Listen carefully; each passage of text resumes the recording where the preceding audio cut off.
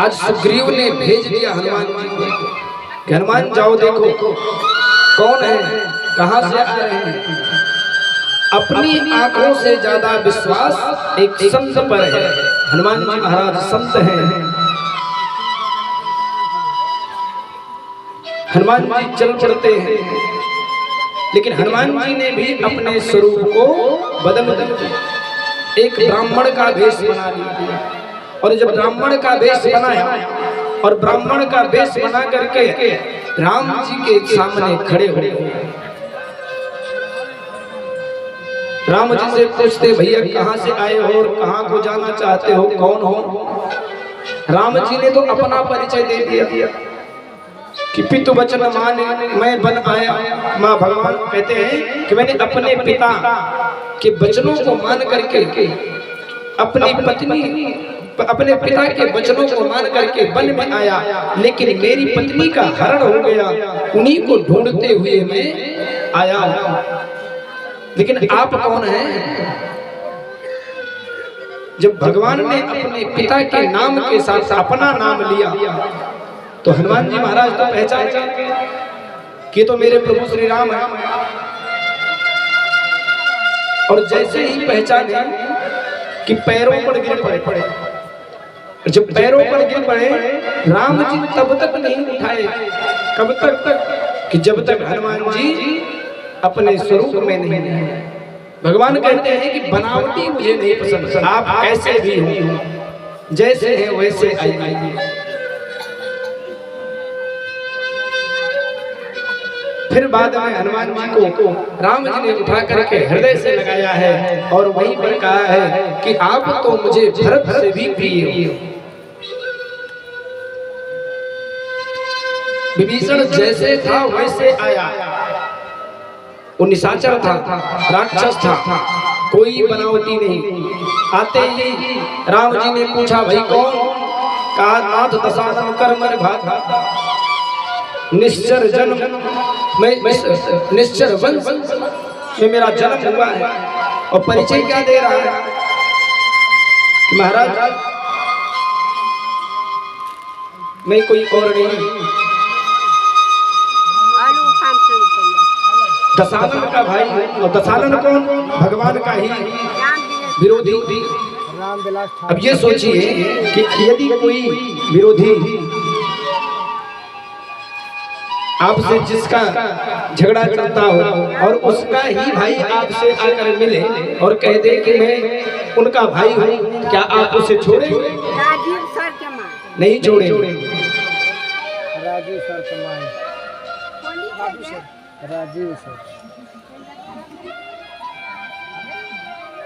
नहीं छोड़ेंगे।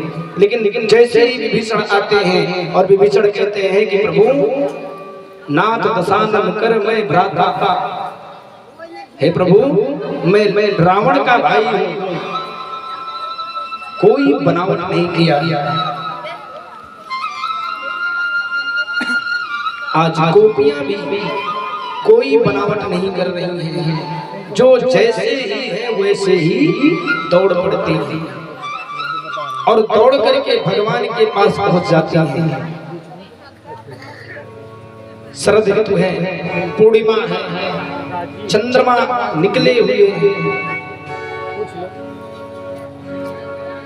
सुखदेव भगवान कहते हैं कि राजन कि भगवान पिता रात्रि शरदो फुल्ल मल्लिका दीक्षारंतुम मनश्चरे योगमामुपाश्रित।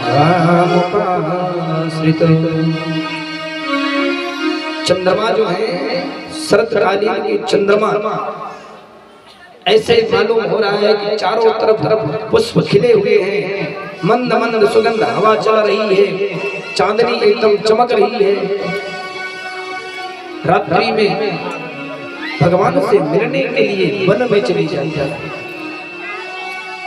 और वन में जाती हैं तो भगवान ने जैसे ही देखा है कि गोपियां आई हैं, भगवान ने सभी गोपियों का स्वागत किया है कि स्वागतम ओ महाभागा प्रियम किम करवाणि वा। अरे देवियों आप किस कारण आई हो? आइए आपका स्वागत है। अब जैसे ही भगवान ने पूछा कि देवियों आपका स्वागत है, आइए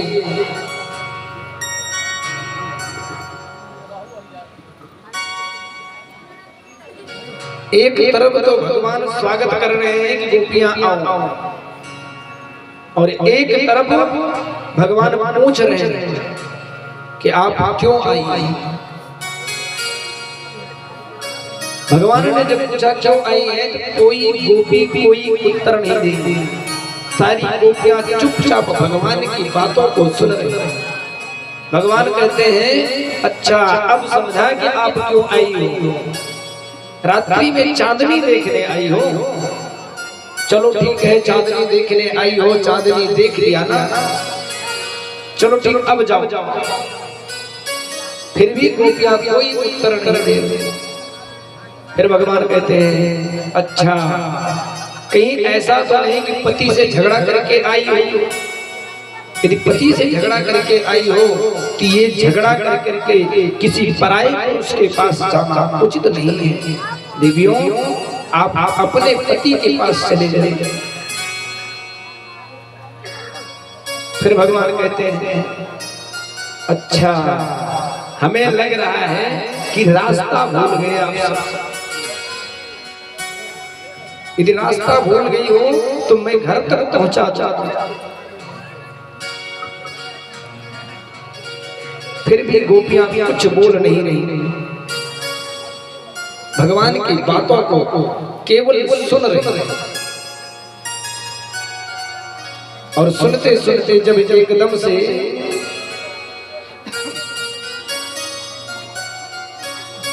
उनकी बातों को हद ही कर दिया, कन्हैया ही बोलते बोलते, तब गोपियों ने आपस में कहा कि देखो बहन, यदि आज इसको जवाब नहीं दिया ना तो ये बोलता ही रहेगा। अच्छा भगवान भी चाह रहे हैं कि गोपियों के मन में उनके प्रति कितना प्रेम है, उस प्रेम को भगवान गोपियों के मुख से ही कहलवाना चाह रहे हैं कि गोपियां स्वयं अपने आप ये कह गए कि मैं आपसे प्रेम करती हूं और आपके ही लिए आई।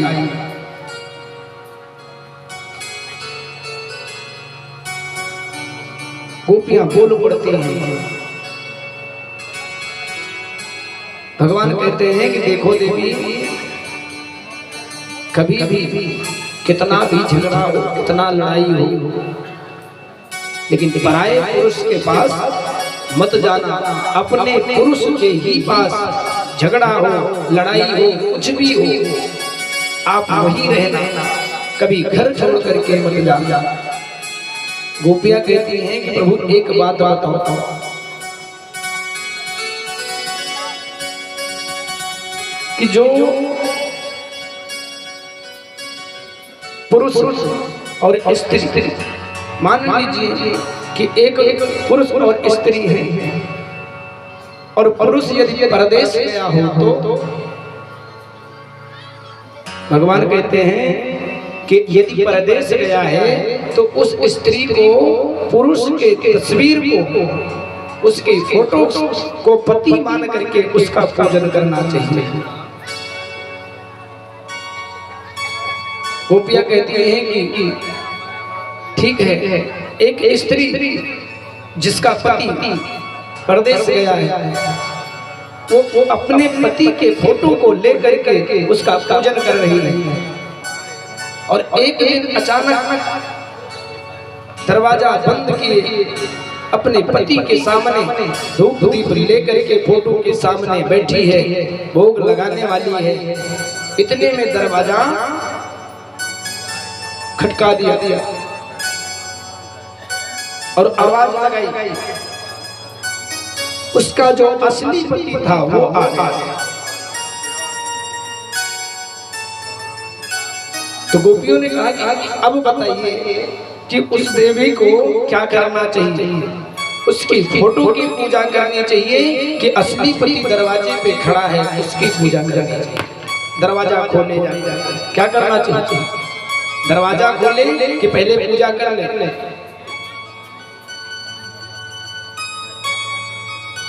क्या करना चाहिए भैया? दरवाजा खोले कि पूजा करें? पहले पूजा करें, दरवाजा खोले। भगवान ने भी यही जवाब दिया। भगवान ने कहा कि जब असली पति आ गया तो फिर नकली पति अर्थात उसकी फोटो की पूजा करने से क्या क्या, जाकर के दरवाजा खोल दो। गोपियों ने कहा कि बस यही तो मैं चाहती थी। आप अभी आपने कहा कि अपने पति से झगड़ा करके आई हो। हे प्रभु, आज मैं जो आपसे यहाँ मिलने आई हूँ और आज तक मैं जिसके पास थी वो सब आपकी फोटो थी। आज मैं अपने असली पति से मिलने आई हूँ। जब तक मेरा असली पति नहीं था तब तक हम सब ने फोटो की पूजा की, और आज जब असली पति आ गया तो आप कहते हो कि चली जाओ।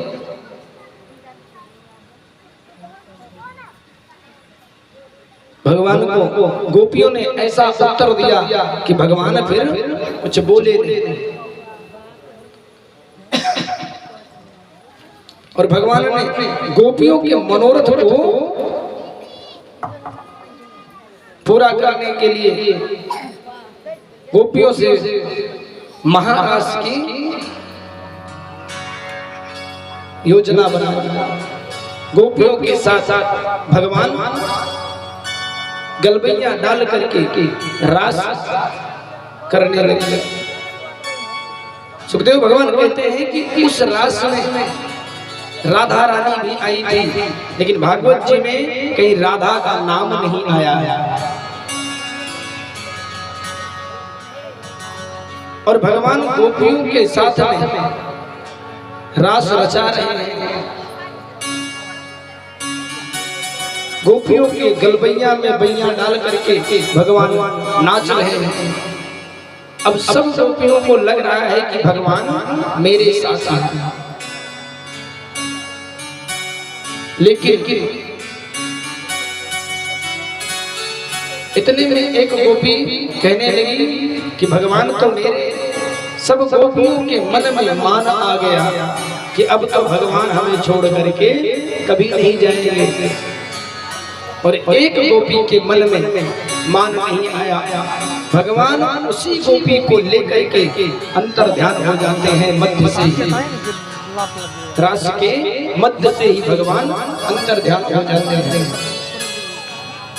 और जैसे ही भगवान अंतर ध्यान हुए कि सारी गोपियां एकदम व्याकुल हो जाती हैं और भगवान को ढूंढने लगती हैं।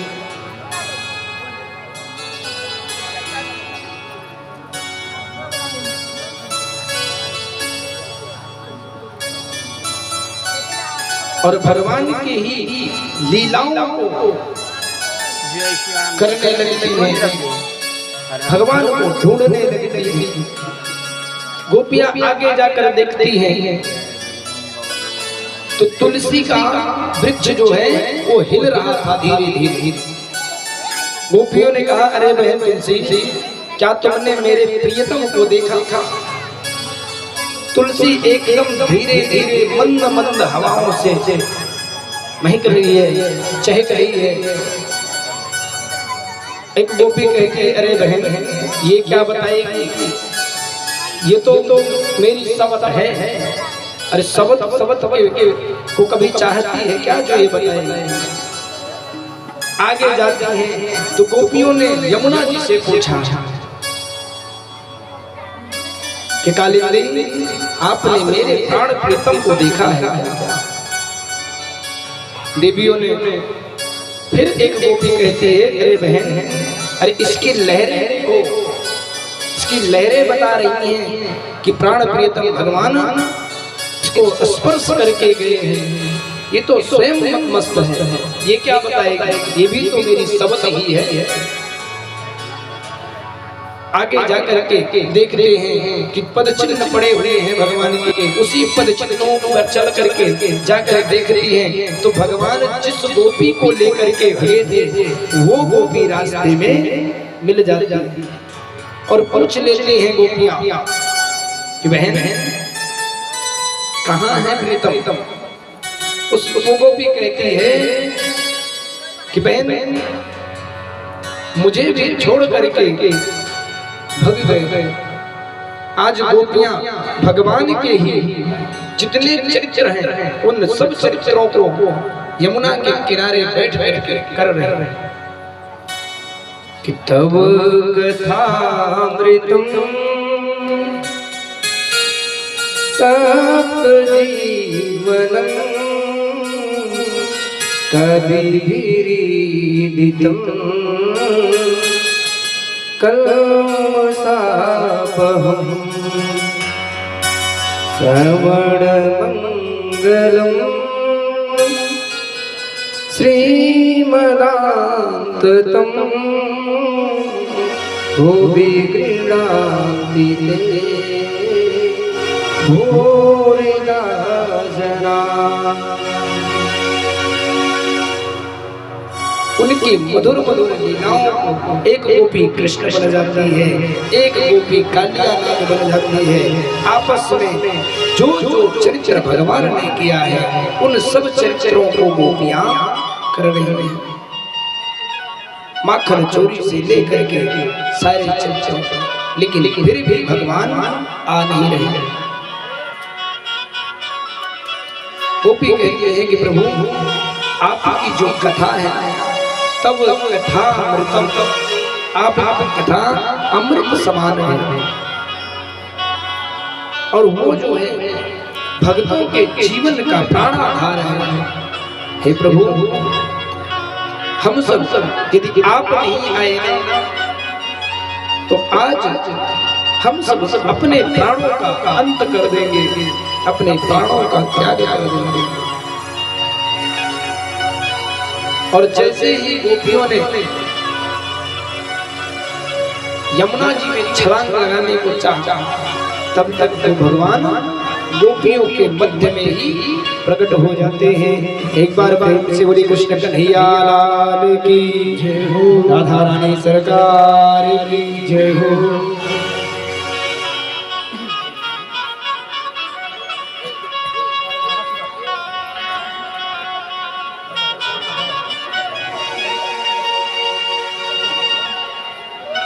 अब की बार भगवान गोपियों के मध्य में आए हैं तो जितनी गोपी हैं उतने ही भगवान स्वरूप को बना करके गोपियों के मनोरथ को पूर्ण किया, क्योंकि महाराज किया है भगवान ने।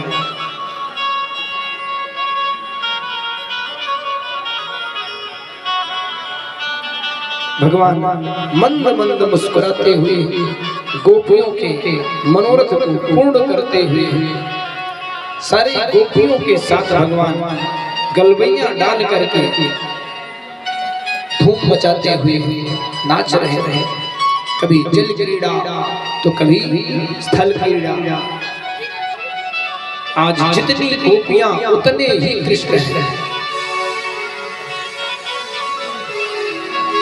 एक संत कहते हैं कि उसी रास में भगवान भोलेनाथ भी आए थे।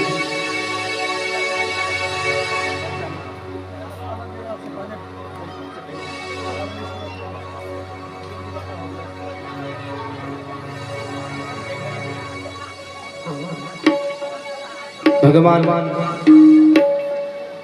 सभी गोपियों के साथ साथ रास कर रहे हैं और गोपियां इतना मुग्ध हो गई हैं भगवान के स्वरूप पर कि वो नीचे लगा माता जी, नीचे जिधर देखती हैं उधर ये देखती हैं कि भगवान मेरे ही साथ हैं। सब गोपी अपने अपने को देखती हैं कि सांवला सांवला सरकार मेरे ही साथ रास कर रहा है। सांवली सूरत पे मोहन दिल दीवाना हो गया। सांवली सूरत पे मोहन दिल दीवाना हो गया। सांवली सूरत पे मोहन दिल दीवाना हो गया। दिल दीवाना हो गया मेरा, दिल दीवाना हो गया। दिल दीवाना हो गया मेरा, दिल दीवाना हो गया। सांवली सूरत पे मोहन दिल दीवाना हो गया। सांवली सूरत पे मोहन दिल दीवाना हो गया। हरि बोल।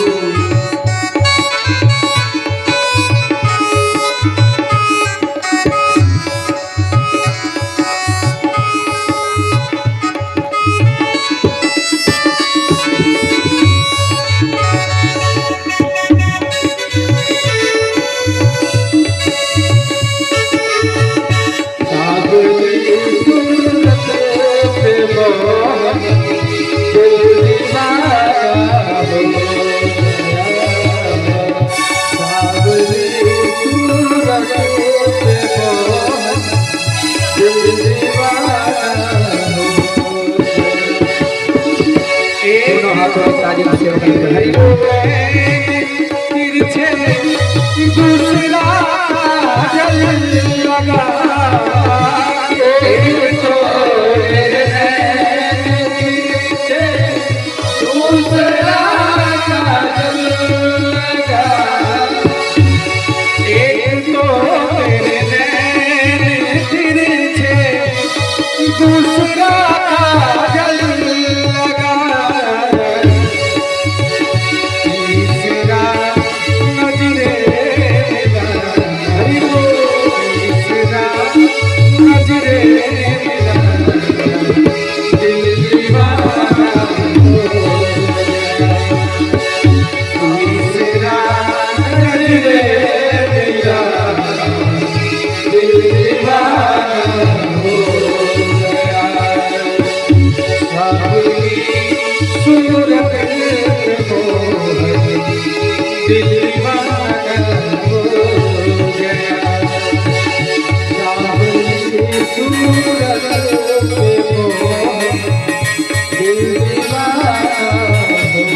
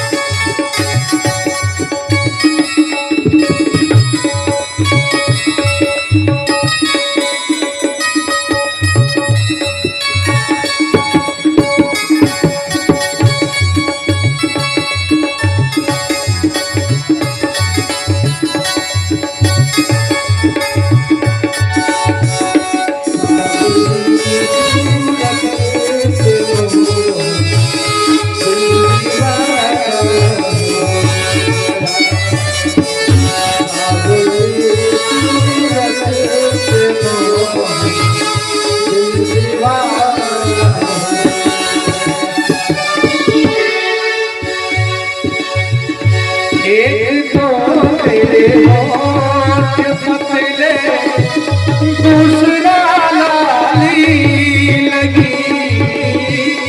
एक तो तेरे होठ पतले, दूसरा लाली लगी।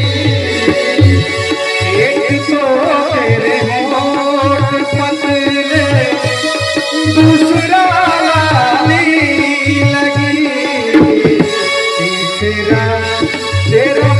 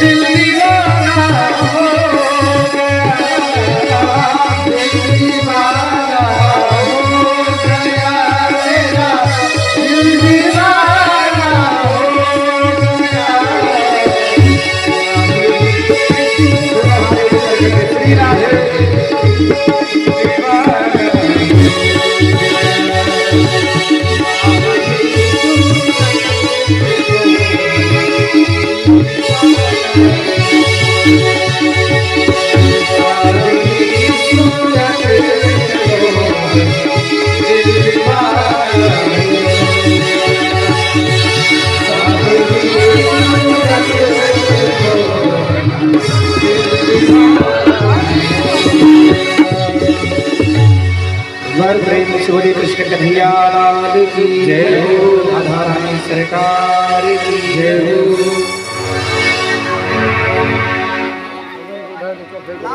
प्रसाद को 2 बार देख नहीं रहे, वहाँ नहीं रख सकते हैं, दिखाई नहीं देता है।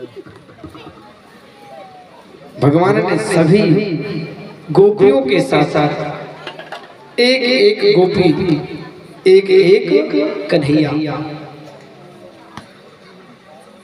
और इसी रात में कामदेव भी आया है। और कामदेव ने भगवान से कहा कि कामदेव को भगवान भोलेनाथ ने भस्म कर दिया था। तो कामदेव को लगा कि मैं सभी को परास्त कर चुका हूं, किसी को क्रोध से, तो किसी को प्रेम से, तो किसी को किसी से। कामदेव ने भगवान कन्हैया, आज कन्हैया को रास में ललकार दिया कि आप भी मुझसे बच नहीं सकते हो, क्योंकि आप स्त्रियों के बीच में हो, इसलिए आप बच नहीं सकते हो मेरे प्रभाव से। भगवान ने कहा कि देखो ठीक है, यदि तुम्हारा यही बात है ना, तो लगा लो जितना जोर लगाना हो। आज हम भी देख लेते हैं, यदि तुम मुझे परास्त कर दिए तो मैं जो कहोगे सो करूंगा, लेकिन यदि तुम मुझसे परास्त हो गए तो तुमको मेरा पुत्र बनना पड़ेगा और मेरी हार को स्वीकार करना पड़ेगा, अपनी हार को स्वीकार करना पड़ेगा। काम ने कहा कि ठीक है महाराज, अगर यही चैलेंज है तो स्वीकार है। कामदेव ने भगवान कन्हैया के चैलेंजों को स्वीकार कर लिया। और काम ने जब भगवान रास रचाने लगे तो रास में भगवान ने एक एक गोपी के साथ बाहों में बाहें डाल करके खूब रास रचाया है, और पानी में क्रीड़ा करके एक दूसरे के ऊपर पानी का छींटा उड़ा रहे हैं। लेकिन काम ने अपने 5 जड़ों को चला दिया है, लेकिन भगवान को परास्त नहीं कर पाया, क्योंकि भगवान योगेश्वर है, योगियों के योगी हैं। ऐसे नहीं भगवान के सर पर मोर उड़ रहता है। मोर कभी आलिंगन करके संतान को जन्म नहीं देता। मोर भी एक योगी है। मोर जब नाचते हैं तो नाचते वक्त उनके मुख से जो झाग निकलता है, उस झाग को मोरनी निगल लेती है। उसी मोरनी के निकले हुए झाग से ही उसके गर्भ में जाकर के वो झाग स्थापित हो जाता है, जिससे उसको गर्भ धारण हो जाता है। इसलिए भगवान कृष्ण को मोर पंख लगाया गया है। भगवान कन्हैया भी योगियों के योगी हैं, इसलिए